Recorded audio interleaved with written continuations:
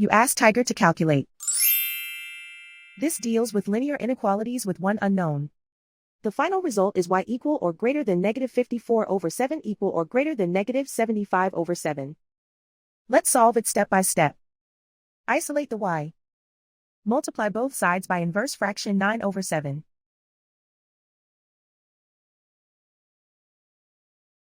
Group like terms.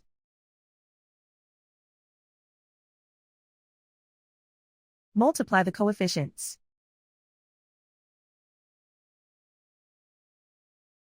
Simplify the fraction.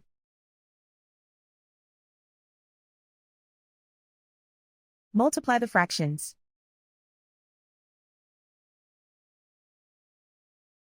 Simplify the arithmetic.